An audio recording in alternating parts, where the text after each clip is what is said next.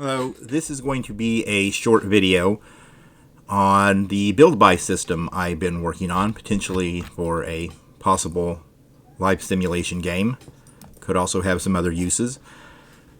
I'm doing this at least in part because I saw a video, a Unity tutorial, that presented itself as a tutorial on how to make a build-by system for a Sims-like game, and I just want to say, and I hate to have to be negative like this, but it was pretty terrible.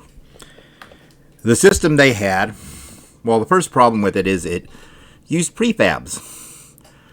That's pretty standard when you're just building in the editor. You put in prefabs, but the problem is if you have two rectangular wall sections as prefabs and they come together at the corner, either they're not going to line up. Either you're going to have a part cut out, or they're going to, or perhaps you overlap them completely, in which case you would run the risk of Z-fighting them, some ugly graphical glitchy looking textures. So that is not what I'm doing. Technically at this point I am using cube primitives that as a stand-in, but that is not how it is intended to work when done. The other problem I had with that is the way it placed walls. Using A star. Now, for those who don't know, A star is a pathfinding algorithm. It is based on some graph theory, but what it does is it finds the shortest route from between point A and point B. It's something you might find in game AI. Probably find something like that in things like GPS systems too, though I'm not sure, but I would suspect. I've used it in procedural generation, but this was a bad use because what I was doing was taking 2 points at a diagonal and using A star to route in order to create an L shape. First, I don't see why you would want to create an L shape in that way in general.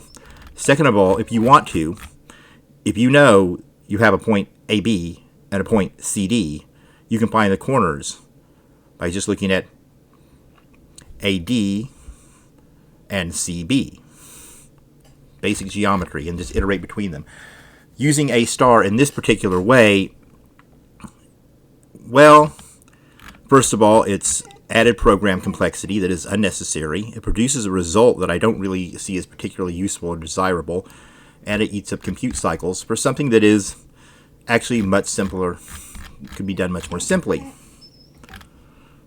So the system I have, just to demonstrate it, looks something like this. I can have a wall, and it'll lock to the grid if I'm just doing a single wall, and bam, there's your wall. You can also do a whole room, like so. There's a diagonal, and it'll fill in the other two corners. And also give you a floor. You can also go up more levels like so, or back down again.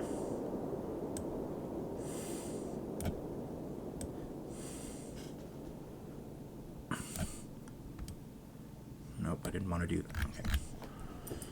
And you can also erase the wall sections. You go back to wall so I don't erase the floor. You can go in like so and erase a wall section. Painting is not implemented. That is planned.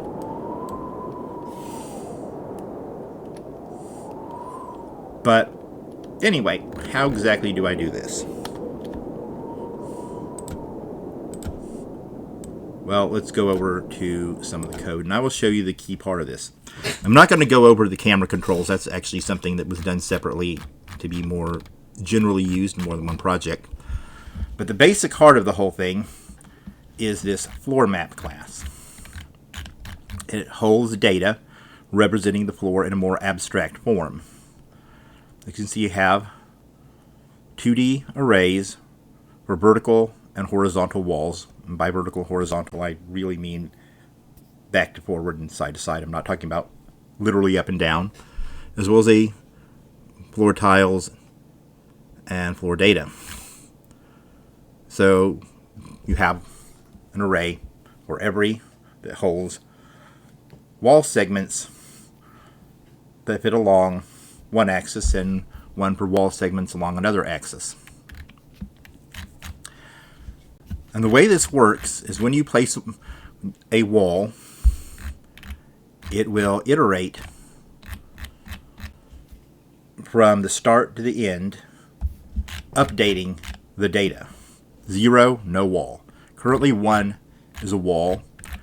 Later on 1 will be a complete wall, and 2 and beyond would be walls with various holes punched in them to which things like doors and windows could be placed, could be attached.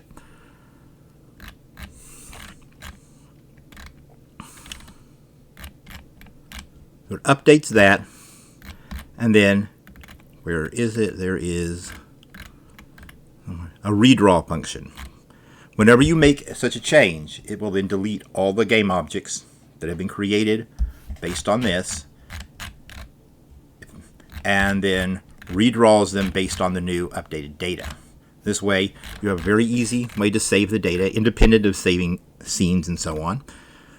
You have something that can be easily modified. You can have an erase function because it can tell, it can say, okay, I'm changing this to 0. You don't have to worry about potentially putting a wall over top of a wall because you drew over the same way twice if you, or more than twice as you could if you're just placing game objects. So there are a lot of advantages to doing this. And similarly, if you want to place a room,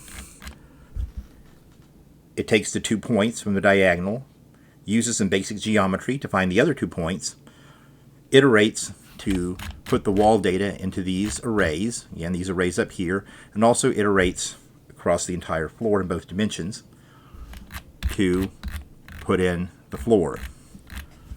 Then it calls the redraw function. There are a few problems with this early prototype. It does use, as I previously said, a cube primitive that is scaled to fit the wall. That will change eventually. I keep working on this. So where do I have that?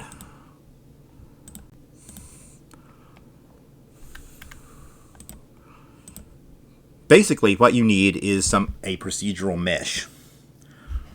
A custom procedural mesh that can change the length of where the walls begin and end on each side in order to create diagonals for the corners. The other thing that would ultimately do,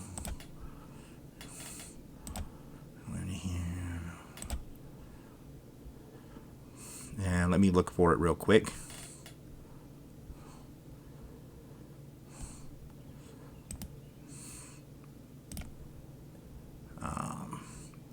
But what it would ultimately do, when done, is it would use a single box collider for the entire wall. Children of the wall section would include a procedural mesh for each side, and there's documentation and tutorials on how to do procedural meshes if you were interested in that, and for each side, and they would be adjusted to fit the length. I really want to show this if I can find it.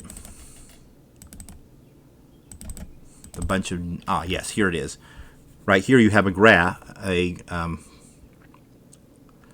static read-only array, basically be used essentially as constants, that you can look up based on wall orientations and how they're coming together to find how much of an offset you need to have at each corner.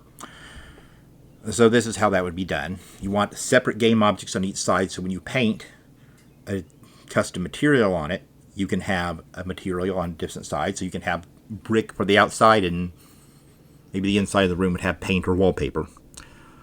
But that's basically how this works. Is it uses a abstract representation for each floor. Changes are written into the abstract representation, done for a very simple way based on geometry. And then you have a redraw function to recreate it each time. And as you saw at the beginning, that's essentially instantaneous. That all happens within a frame. So, yeah, that's basically what I would consider to be the right way to create something like this. Now, having said that, there are some problems with this system. It doesn't really do diagonal walls, which I have to point out the tutorial, I have to say again, it wasn't very good. Doesn't handle diagonals either, which is something that existing games have been doing for over 20 years now. I do not currently have a way to detect what is inside or outside a room other than if I just were to assign it when I create a room. So if someone just draws 4 walls together, it does not register that as a room. In fact, right now it doesn't register rooms as a concept in general. That's something we'll do later. I have considered the idea of either a loop detection system where it just follows its way around, but I probably use that more for painting, for finding rooms. I would consider a flood fill technique where it floods everything that is not blocked by a wall and then removes it from a set data type and then keeps doing it until it finds everything and assigned everything to a room is probably how I do that. I'm not sure that's the best way, but that is how I would probably end up doing that. And as for the multiple levels, well, these floor maps are all within a lot map. So each floor, as you go up, is its own floor map that can be updated separately. And then we can just draw in our rooms. And this is actually really pretty terrible. I did not really do that, but I'm not really trying to make a good house here. I'm just demonstrating how this works. So yeah.